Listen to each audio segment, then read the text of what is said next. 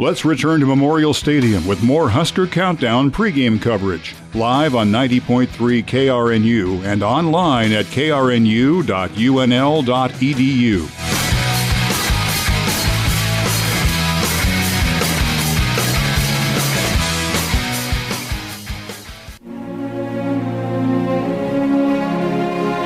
For Husker Countdown, I'm Tommy Rezach. Distractions. There were plenty of them for both Nebraska and BYU this offseason. PA announcer hirings and firings. A lawsuit being filed against a head coach. Depth charts. National television coverage. Rumors and speculation.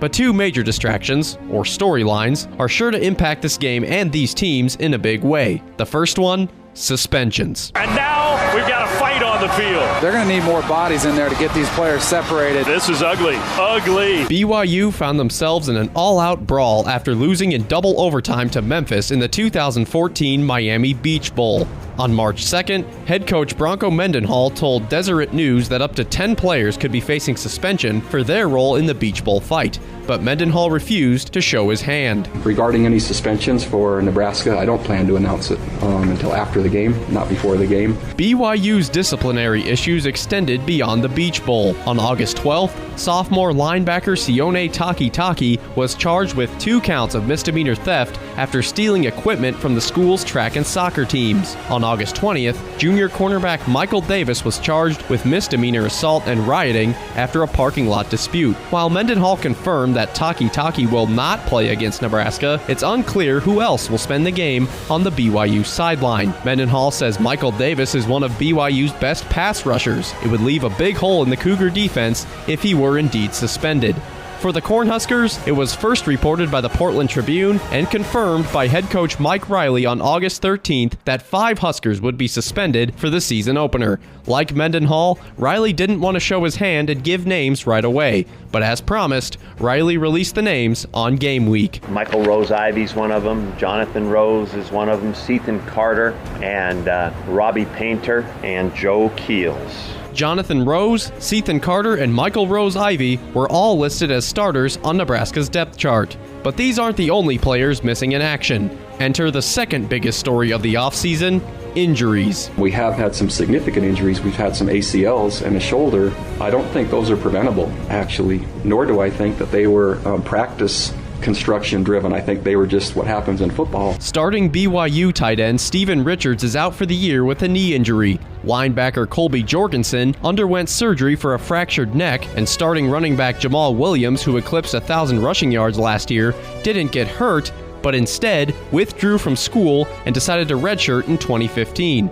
For Nebraska, no starters withdrew from school, but starting receiver and electrifying punt returner DeMornay Pearsonell will miss BYU and possibly half the season with a foot injury. Our hearts go out to Pearsonell because he's a hell of a player, he's a young man, and we've got to move on. And it's next man up and just support that guy, and away we go. If Mendenhall's March report is true and up to 10 BYU players sit out, 21 combined Nebraska and BYU players could be missing in action for the season opener. 5 total starters from both teams combined are already confirmed out. Once BYU and Nebraska kick off, it'll be made clear which players Mendenhall decided to withdraw.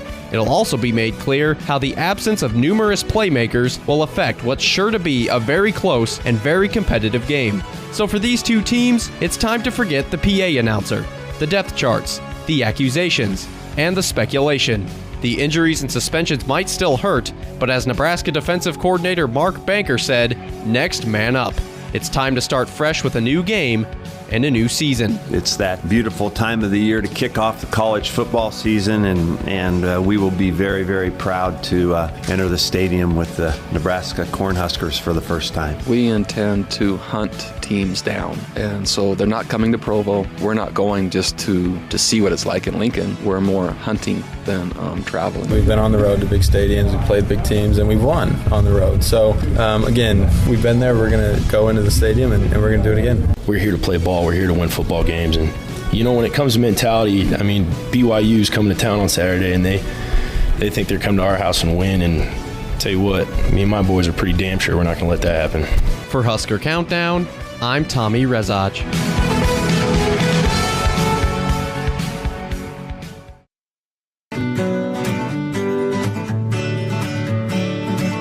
Stay tuned. Husker Countdown will return after this break on Nebraska's student radio station 90.3 KRNU.